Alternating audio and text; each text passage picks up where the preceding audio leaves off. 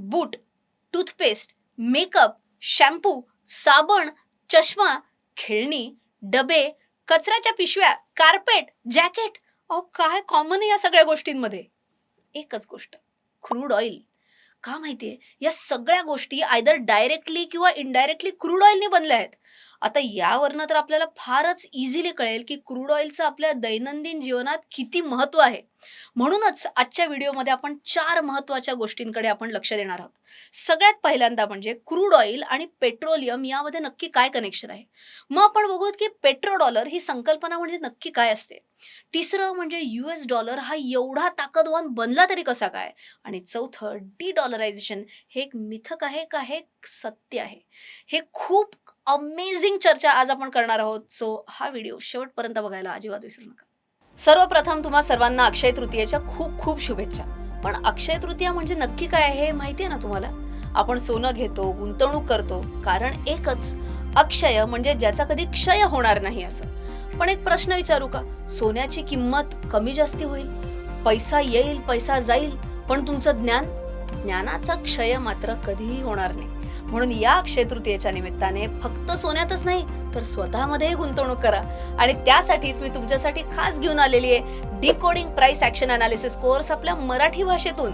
पण मग या कोर्समध्ये नक्की खास असं काय? या कोर्समध्ये तुमचं टेक्निकल अनालिसिसचं नॉलेज एकदम नेक्स्ट लेवलवर जाईल.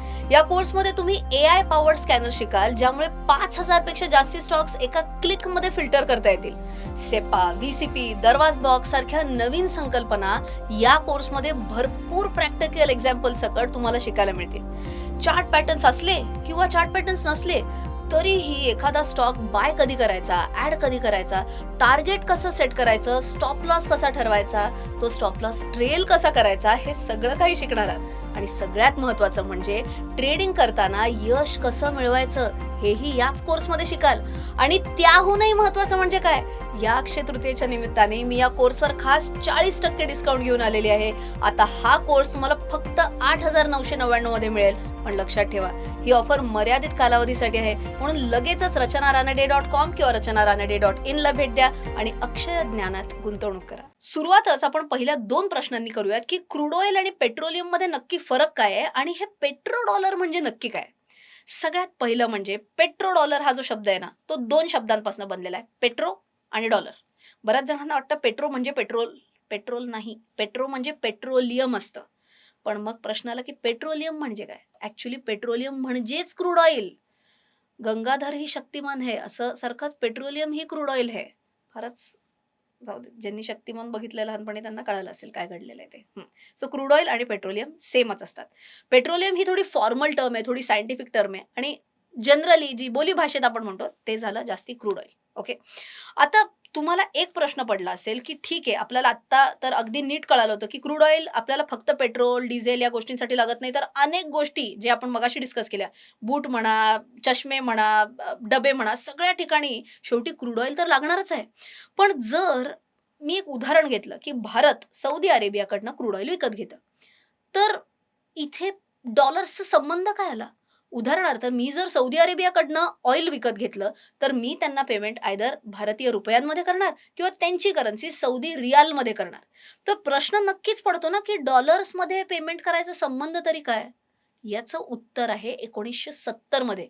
आणि तुम्ही जर म्हणत असाल 1970, तर त्या 1970चं उत्तर खरं आहे 1944 मध्ये. आता तुम्ही म्हणाल रचना हे फारच झालं बरं का. तुम्हाला जर असं काही इतिहासात काय झालं, काय नाही झालं, तुम्ही म्हणाल आम्हाला याच्याशी काही घेणं देणं नाही, डायरेक्ट मुद्द्याचं बोला. असं असेल तर पुढची 4-5 मिनिटं बघूच नका, डायरेक्ट या टाइम स्टॅम्पवरती या. पण जर तुम्हाला क्युरिओसिटी असेल की हे नक्की काय बरं घडलं असेल, या प्रश्नाचं उत्तर जर तुम्हाला हवं असेल, तर पुढे आपण जाऊयात इतिहासात आणि बघून घेऊया की 1944 आणि 1970 मध्ये नक्की काय घडलं. चालू वर्ष 1944. वर्ल्ड वॉर II जवळजवळ संपत आलाय. युरोप आणि जपान जवळजवळ उद्ध्वस्त झाले आहेत. पण एक देश युद्धातून आधीपेक्षा मजबूत बनला आहे आणि तो म्हणजे United states of America. New Hampshire मधील ब्रेटन वुड्स नावाच्या छोट्या गावात 44 देशांचे प्रतिनिधी एकत्र बसले आहेत आणि एका प्रश्नावर चर्चा करत आहेत. आपण ग्लोबल इकॉनॉमी पुन्हा कशी उभी करणार? उत्तर खूप सोपं होतं. सगळ्यांना विश्वास ठेवता येईल अशी एक स्थिर करन्सी हवी होती आणि ती जबाबदारी मिळाली US डॉलरला. कारण त्यावेळी अमेरिकेकडे जगातलं सर्वात जास्ती गोल्ड रिझर्व्ह होतं.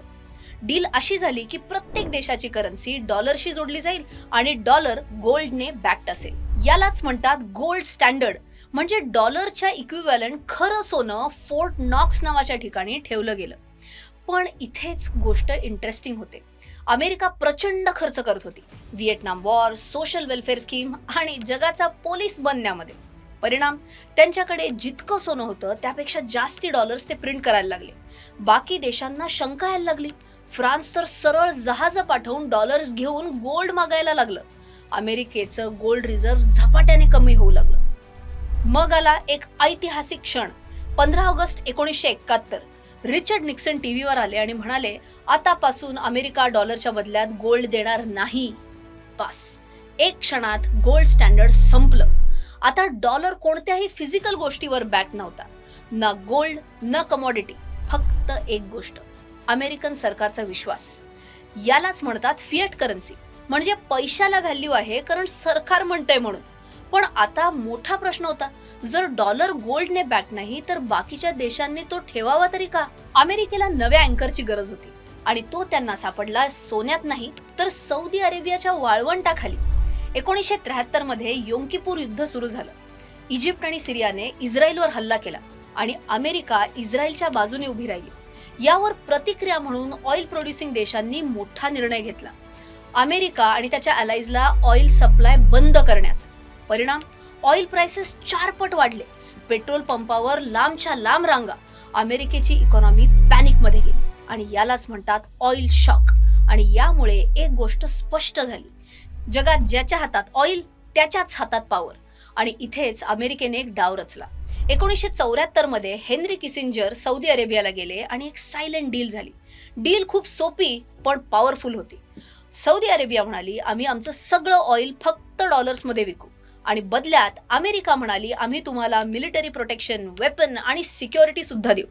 नंतर सौदीने ओपेक मधल्या सगळ्या देशांना कन्व्हिन्स केलं की ऑइल फक्त डॉलर्समध्येच विकायचं. आता विचार करा, जगातल्या प्रत्येक देशाला ऑइल लागते म्हणजे प्रत्येक देशाला आधी डॉलर्स घ्यावे लागणार. पण डॉलर आता गोल्डने बॅक नव्हते, ते आता बॅक्ड होते ऑइलने. आणि ऑइल विकून जे डॉलर्स मिळाले त्यांना नाव पडलं पेट्रो डॉलर्स. याच एका अरेंजमेंटमुळे US जगातील सर्वात पॉवरफुल रिझर्व्ह करन्सी बनली. इथेच पाया रचला गेला अमेरिकेच्या पुढच्या 50 वर्षांच्या फायनान्शियल डॉमिनन्सचा. आय होप तुम्हाला हे इतिहास जो तुमच्यासमोर मांडला, एकदम वेगळ्या पद्धतीने मांडला, तो खूप आवडला असेल अशी अपेक्षा करते. आवडला असेल तर एक गोष्ट करा, ते लाईक बटन हाणून टाका. ते सगळं फुकटच असतं नाही का? आणि आपण काय म्हणतो की इतिहासातनं आपण काहीतरी शिकायचं असतं. इतिहासात ज्या चुका केल्या असतात त्याची आपण पुनरावृत्ती केली नाही पाहिजे. तर काही जण असे आहेत की ज्यांनी इतिहासात काही चुका केलेल्या आहेत. उदाहरणार्थ रचनाचे व्हिडिओज बघायचे पण चॅनलला सबस्क्राईबच नाही करायचं. अशी चूक जर कोणी केली असेल तर त्याची पुनरावृत्ती होऊ नये म्हणून आत्ताच व्हिडिओ पॉज करा, पटकन त्या सबस्क्राईब बटन आणून टाका, बेल आयकन प्रेस करा. म्हणजे इथून पुढे असे छान छान जे व्हिडिओज तुमच्यासाठी खास मराठीतनं घेऊन येईन ते तुमच्यापर्यंत सहज पोहोचतील. ओके, आता आपण परत जातोय 50 वर्ष. जे मी तुम्हाला म्हणले, अमेरिकेचा एक जबरदस्त डॉमिनन्स जो होता तो कुठेतरी क्वेश्चन झाला.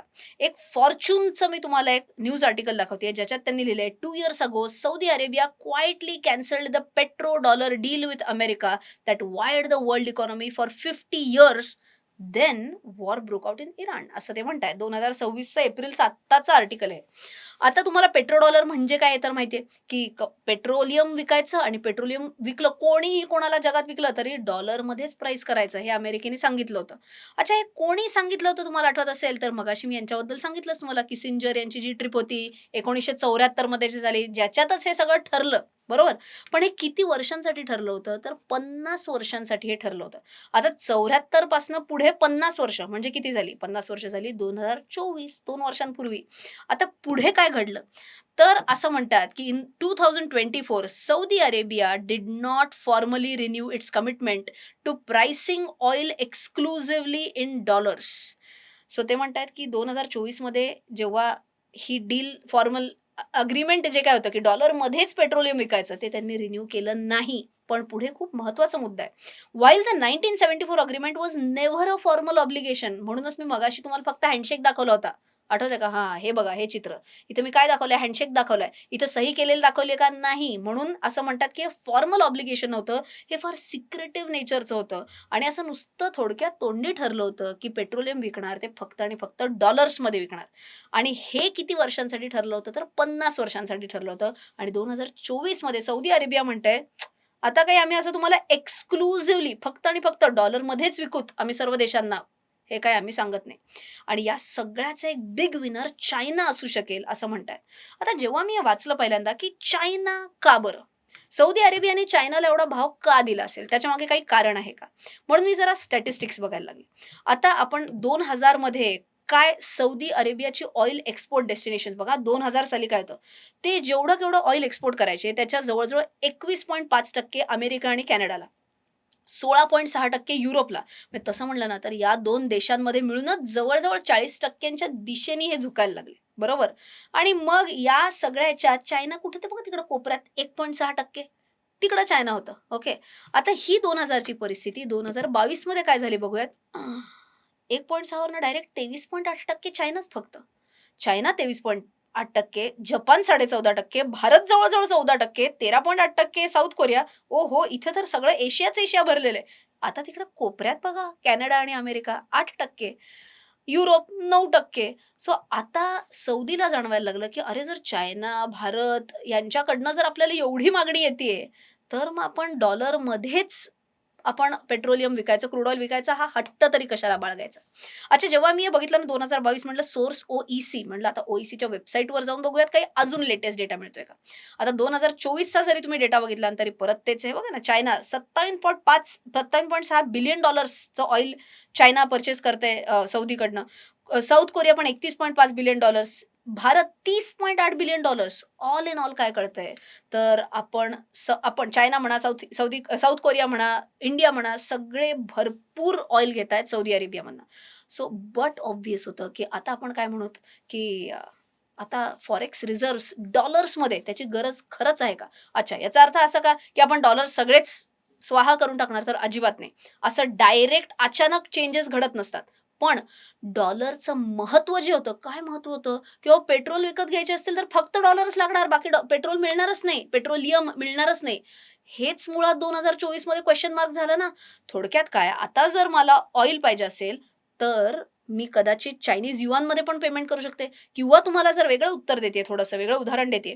रशियाकडनं आपण ऑइल घेताना इंडियन रुपीजमध्ये पेमेंट करतो, काही वेळेला रशियन रुबलमध्ये पेमेंट करतो. सो कुठं ना कुठेतरी सर्व देशांना ही गरज जी अमेरिकेच्या डॉलरची जी गरज होती, ती थोडी, थोडी, थोडी कमी होईल का काय असं वाटायला लागलं. आणि तुम्हाला माहिती आहे, अमेरिकेचे जे फॉरेक्स रिझर्व्हज असायचे, ग्लोबल फॉरेन एक्सचेंज रिझर्व्हज डॉलरचे, त्याचा शेअर 1999 मध्ये 71% होता. म्हणजे अख्ख्या जगात जेवढे फॉरेक्स रिझर्व्हज असायचे, त्याच्यातले 71% म्हणजे अमेरिकन डॉलर असायचे. आता तो 71% आकडा कितीवर आलाय बघा, फक्त 57% वरती आलेला आहे.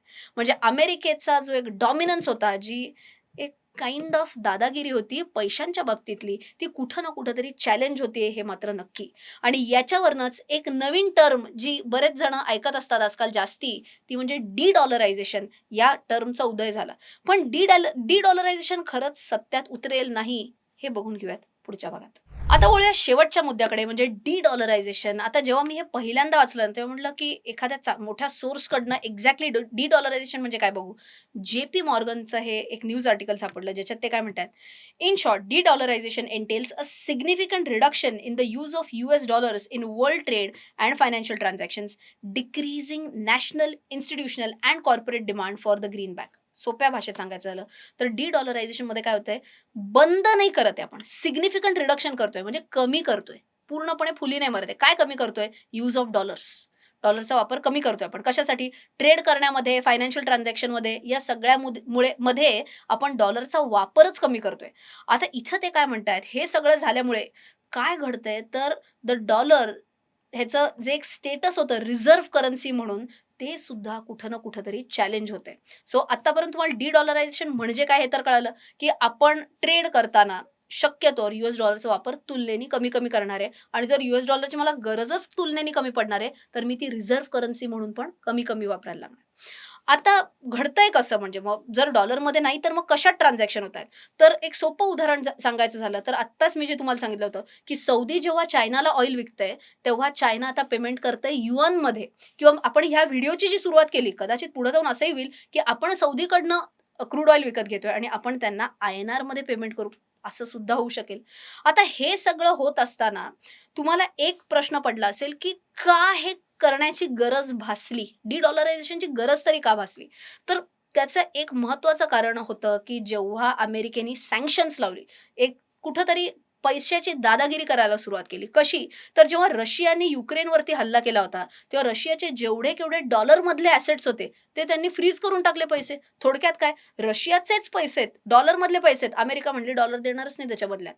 किंवा आत्ताही तुम्ही जर आत्ता वाचलं असेल, तर इराणचे अनेक पैसे डॉलरमध्ये अडकलेले आहेत. अमेरिका म्हणते, "आम्ही तुम्हाला ते डॉलर्समधले तुमचे पैसे देणारच नाहीये."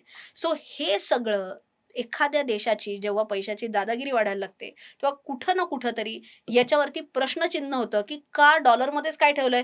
आपण वेगळ्या-वेगळ्या पद्धतीने काही अल्टरनेट पेमेंट सिस्टम्स करू शकत नाही का? तर पेमेंट सिस्टम यायला लागलेल्या आहेत. चायनाची CIPS नावाची पेमेंट सिस्टम ऑलरेडी आहे. रशियाची SPFS नावाची पेमेंट सिस्टम आहे आणि ब्रिक्स आय होप तुम्हाला ऑलरेडी माहिती आहे. ब्राझील, रशिया, इंडिया, चायना आणि साऊथ कोरिया या सगळ्यांची मिळून एक न्यू सिस्टम आहे, जी ब्रिक्स पे नावाची एक पेमेंट सिस्टम आहे. आता याने काय होतंय, तर ऑटोमॅटिकली डॉलरच्या ऐवजी कशात तरी वेगळ्या करन्सीमध्ये पेमेंट केलं जातंय आणि म्हणूनच रिझर्व्ह करन्सी म्हणून सुद्धा जे डॉलरचं एक वर्चस्व होतं, ते कुठं ना कुठेतरी कमी होत चाललंय. मगाशी मी जे सांगितलं 71% वरून साधारण 57% वरती आलंय. इनफॅक्ट बऱ्याचशा देशांच्या सेंट्रल बँक सोनं सुद्धा मोठ्या प्रमाणात साठा करायला लागले आहेत. याच्याबद्दल मी आपल्या चॅनलवर ऑलरेडी बोललेले आहेच आहे. बरोबर? आता इन शॉर्ट काय माहिती का, तर ओव्हरऑल डॉलरवरचा जो आपला डिपेंडन्स होता, तो हळू कमी होत चाललेला आहे आणि नवीन ज्या पॉवर्स आहेत, चायना म्हणा, इंडिया म्हणा, रशिया म्हणा, ब्रिक्स नेशन्स म्हणा, यांचं वर्चस्व हळू वाढत चाललंय. सो एक गोष्ट आपल्याला या अख्ख्या डिस्कशनमधनं काय कळाली? डॉलरायझेशन म्हणजे डॉलरला बंदी आहे का? डॉलर पूर्णपणे बंद करणार का? तर नाही. पण डॉलरचा ट्रान्झॅक्शन्समधला वापर कमी करणार, त्याचं रिझर्व्ह करन्सी म्हणून आपण त्याच्यावरचं डिपेंडन्स कमी करणार आणि हळू करत डॉलरपासून आपण थोडे लांब होत जाणार. आजचा व्हिडिओ पूर्णपणे जिओपॉलिटिक्स, मॅक्रो इकॉनॉमिक्स याच्यावरती आधारित होता. मराठीतनं असे व्हिडिओज करायला मला खूप मजा येते. मराठी माणसाला नवीन गोष्टी सांगायला मजा येते. तुम्हाला जर हा व्हिडिओ आवडला असेल, तर जिओपॉलिटिक्स एवढं फक्त लिहून पाठवा कमेंट सेक्शनमध्ये. म्हणजे मला कळेल की तुम्हाला आजचा व्हिडिओ खूप आवडलेला आहे. आजचा व्हिडिओ आवडला असेल तर काय करायचं ते माहिती आहे ना तुम्हाला? जास्तीत जास्त लोकांपर्यंत हा व्हिडिओ शेअर करायचा आणि हे करायला लाजायचं नाहीच आहे. का? कारण चॅनल माझा नाही, आपला आहे. तुम्ही अनेक सोशल मीडिया प्लॅटफॉर्म्सवर अशा जाहिराती बघितल्या असतील. प्लीज नोट करा, हे सर्व फ्रॉडस्टर्स आहेत आणि तुम्हाला कायम हे स्टॉक टिप्स आणि खूप जास्ती रिटर्न्स प्रॉमिस करतील. मी कोणतेही कॉल्स देत नाही, मी कोणतीही ॲडवायझरी सर्व्हिस पण देत नाही. मी फक्त आणि फक्त ज्ञान देते, तेही माझ्या YouTube चॅनलवरून आणि माझ्या वेबसाईट्सवरून rachanaraनडे.com आणि rachanaraनडे.in वरून.